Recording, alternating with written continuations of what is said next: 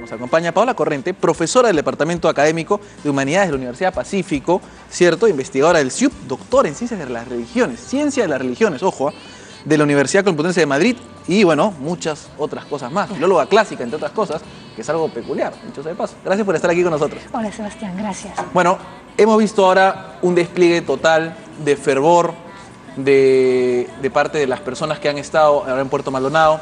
Hemos visto al Papa llegar. Es una visita de Estado. Y sin embargo, y lo hablábamos antes, el Papa tiene algo bastante peculiar, es que él no ve, o digamos, ve las divisiones, pero no les importa mucho entre otras religiones.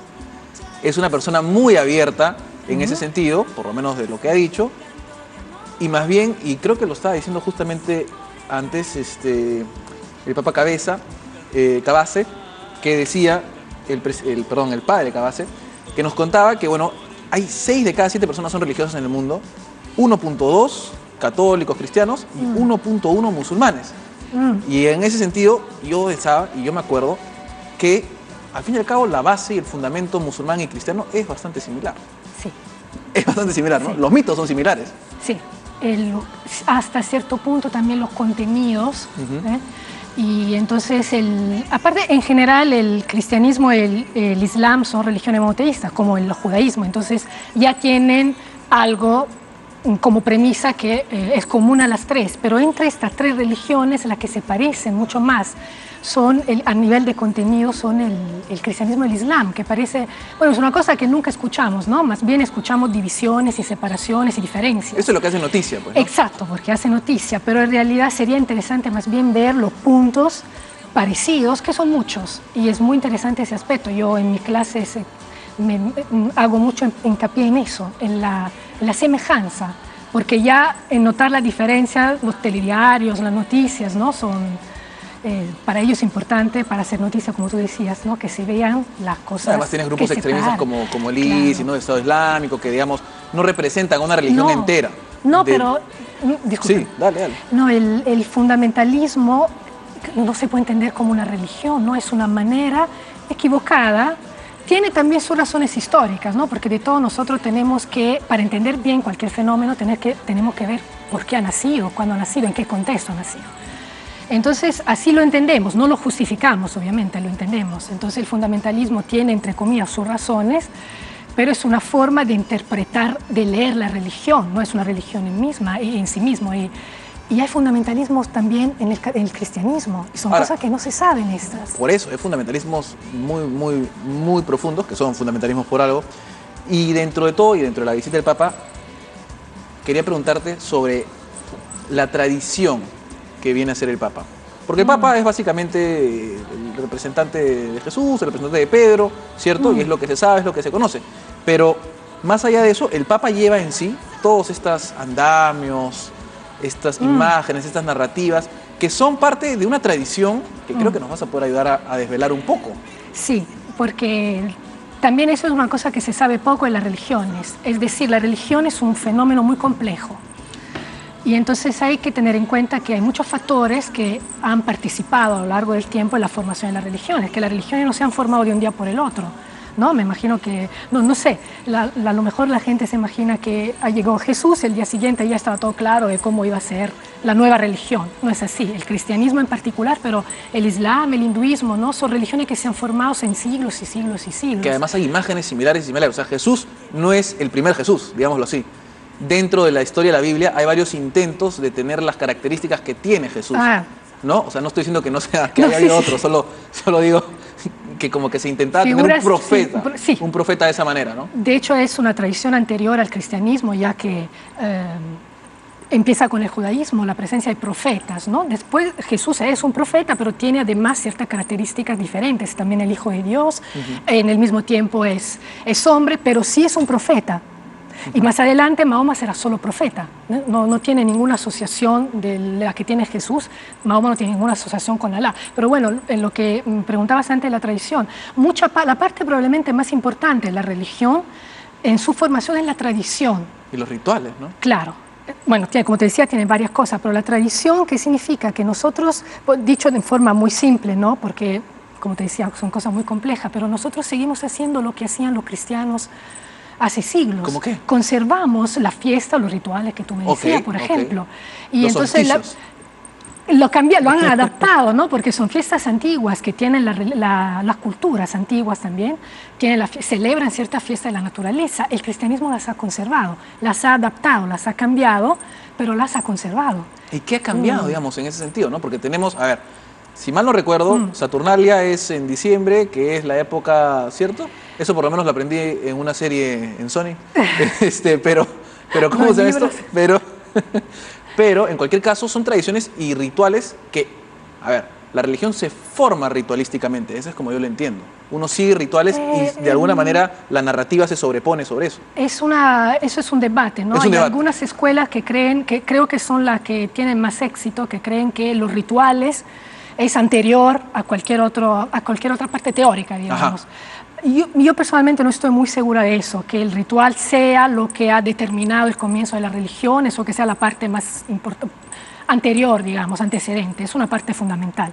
Pero no sé si no viene primero el pensamiento, la parte teórica, pero eso es un debate, como te digo.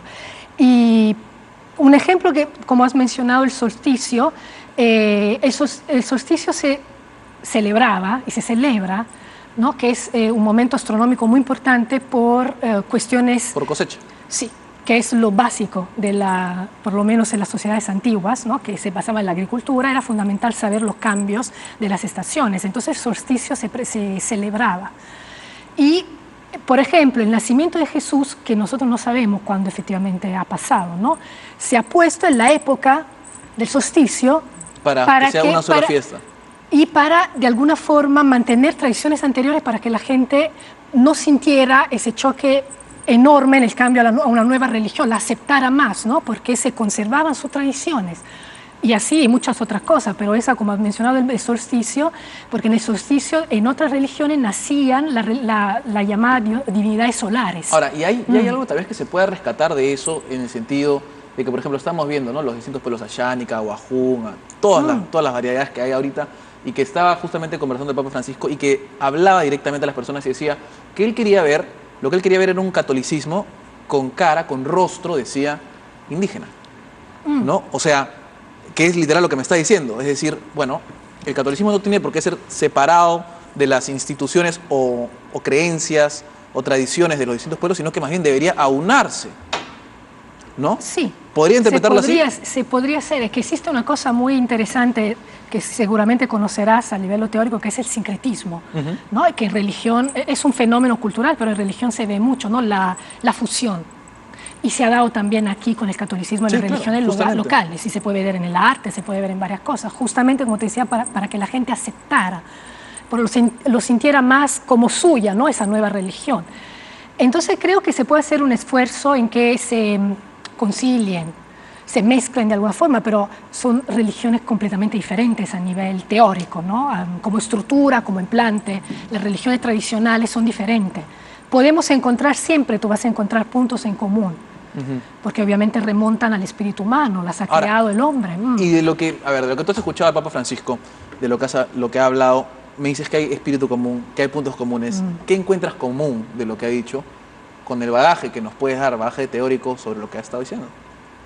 Bueno, me imagino que en general, bueno, también hay que hacer una diferencia, es decir, al nivel teórico. ¿No? Yo te puedo decir, a nivel teórico hay semejanza entre las religiones porque ven por varios motivos, pero básicamente porque es una creación del espíritu humano. Entonces el hombre es igual en todo el mundo, tiene las mismas exigencias, los mismos deseos. Entonces me imagino que un representante, sobre todo ese tipo de papa, ¿no? Que siempre se ha exaltado a Papa Francisco como un papa que sí interpreta esta parte popular de las religiones, muy cercano, sí, muy cercano a la gente, sobre todo en comparación con el otro papa, el Papa Ratzinger, que era un teólogo, entonces mucha gente lo veía mucho más frío, sí. ¿No? Porque además muy bueno, dicho sea de paso, ¿no? Sí, no, eso no quiere decir que no fuera un buen papa. A mí me gustaba mucho, ¿no? Como hablaba, porque a mí me interesan los temas teológicos, entonces hablaba bien, sobre todo un hombre muy culto, etcétera. Ese papa, y eso lo necesitaba la iglesia, no un cambio, un papa más cercano a la gente con todos los problemas que está teniendo la iglesia, etcétera. Pero también es verdad que algunas cosas se dicen, pero después cumplirla Es más Es difícil. bastante complicado, porque como te decía, el cristianismo, como las otras religiones, tiene reglas. Entonces tampoco puede de repente olvidarse de sus reglas y decir, ah, bueno, hagamos una gran religión, unámonos otra vez con los musulmanes, por ejemplo, o cambiamos el rostro al catolicismo para incluir a los demás. En teoría... Yo tengo ahí un par de puntos que decir sobre eso, pero antes de decirlos, vamos a trasladarnos en este momento con Daniel Castillo hasta el Callao. Pero ahora vamos a regresar justamente con la profesora Corrente para seguir hablando un poco de lo que esto significa, y ahí estábamos viendo justamente el fervor, las ganas, lo que el Papa representa para la gente, y de alguna forma el Papa es una persona, es un hombre, pero también es un símbolo, Claro. ¿no? Y los símbolos, me va a poder decir, existen desde siempre, Sí. ¿no? Sí, hablando de tradición, como Hablando de decíamos tradición, antes, ¿no? De hecho, has visto la gente que canta o baila, y la música, el baile es fundamental en la historia de las religiones. ¿No hay religión sin baile? No, sí que hay. Pregunto nomás, pregunto para sí. saber. Más la música que el baile. Más La la música ayuda mucho a entrar en algunos estados como de trance, etcétera, para ponerse en contacto con la divinidad.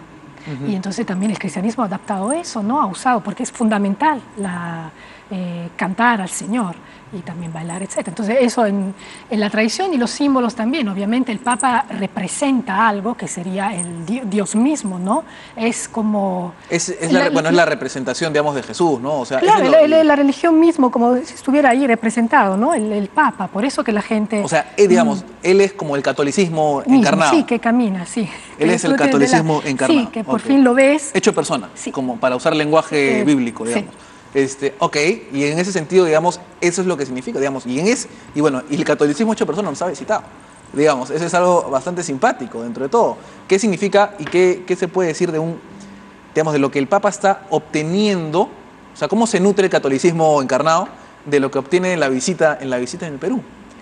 No sé, bueno, eso habría que ver, ¿no? Habría que ver qué pasa después qué pasa de que después. ha venido, porque no creo que vaya a tener más efectos, ¿no? Que de un cambio, porque la gente también escuchó mucho que se espera cambios radicales en la sociedad peruana por la venida del Papa. Ahora, tampoco, ¿no? Es posible, y claro, lo que pasa es que cuando hay un evento único, uno se concentra en el evento, Exacto. ¿cierto? Pero en realidad las tradiciones suelen pesar más de lo que uno cree. Y en ese sentido, mi pregunta va, ¿cuán probable es que el Papa Francisco logre hacer un cambio que se sienta, digamos, fuera de lo que ya está cambiando la Iglesia? No, o sea, los cambios, si va a haber, es un proceso muy lento, tampoco uno puede esperar, porque por el problema de la tradición, no es un problema, por la presencia de la tradición, ¿no? Y todas las religiones tienen tradición, y todas las religiones tienden a conservar esa tradición. Es muy difícil que haya cambios. De hecho, es una de las quejas más comunes, ¿no?, contra las religiones en nuestros países que son católicos. Pero perdería un poco su carácter de religión si cambia mucho, ¿no? Eso, no se puede tampoco esperar que cambie radicalmente. Y a cada rato. Claro, cada año cambia. Y ayer yo pensaba eso, hoy la posición de la Iglesia es completamente diferente. La Iglesia se ha abierto a la modernidad y a varias cosas en los años 60.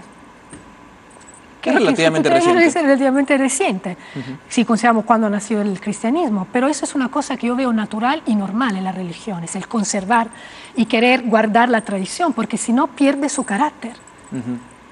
Ahora, Eso es Sí. No, digo, eso es la cosa que la gente probablemente no entiende bien, no distingue bien lo que es efectivamente una religión, lo que uno puede pretender de la religión. Lo que pasa es que a veces uno, creo yo, también tiene el tema de que es eso que quieres. Yo quiero todo lo que está tal cual, salvo esta partecita. No se puede. ¿No? Eso es una cosa muy No se común, puede, dices. No se puede. ¿No hay algún ejemplo, en toda esta experiencia, de alguna religión o de alguna expresión religiosa que pueda darnos cambios de esta manera? No, de religiones importantes, grandes, no pasan estas cosas. No pasan. No pasan. Porque si no, es cambiar el contenido de la religión y no se puede hacer eso. Ahora, se pueden no cambiar, adaptar cosas de forma mínima, pero cambiar los contenidos, o sea, esperarse que la Iglesia de un día por el otro, o otras religiones también, empiecen a apoyar cosas que no son parte de su creencia, no lo puede hacer. Ahora, ¿cómo ves la evolución, digamos, en estos últimos, desde los 1960, 50 y tantos años, Bueno, de la Iglesia? De las tradiciones, por último, ¿no? lo que se podía adaptar ha sido adaptado y las otras cosas que para mí es normal, como te decía antes, no, son procesos lentos. No, yo como soy italiana te puedo decir que en Italia, no, que es el país donde está el Papa. No, ¿no? Dios, entonces, nosotros es todavía más lento, los cambios que tú ves en el resto de Europa, por ejemplo, en Italia llegan después. Porque, digo, cambios políticos o sociales, porque es el país donde está el Papa. Entonces la presencia de los católicos es muy fuerte, expresan su opinión, lo cual es correcto, y los políticos los escuchan porque es una parte tan importante. Entonces tú ponte en Francia o en Alemania, no sé, la ley del divorcio ha sido anterior que la en Italia, por ejemplo. Porque en Italia ha habido resistencia. Y ese también es un punto, y creo que, bueno, no sé si seas una experta en matrimonio, pero es una institución que está muy ligada con la religión. Hoy por hoy está ligada también, bueno, con el catolicismo, bueno, con las religiones en general, pero también se ha ligado y se ha desprendido un poco porque ahora es el Estado el que te da un papel, que firma, ¿cierto? Pero inicialmente es una cosa más bien religiosa. O sea, el matrimonio no empieza con el Estado. No. No empieza con el Estado. Y ha ido evolucionando. ¿Qué otras instituciones hay que hoy día las asumamos como que es normal que estén ahí, pero en realidad crecieron en el seno, digamos, de una religión, ya sea católica u otra? Bueno, la familia, por ejemplo, o la idea de la familia que nosotros tenemos, porque parte del matrimonio, etcétera, viene de ahí.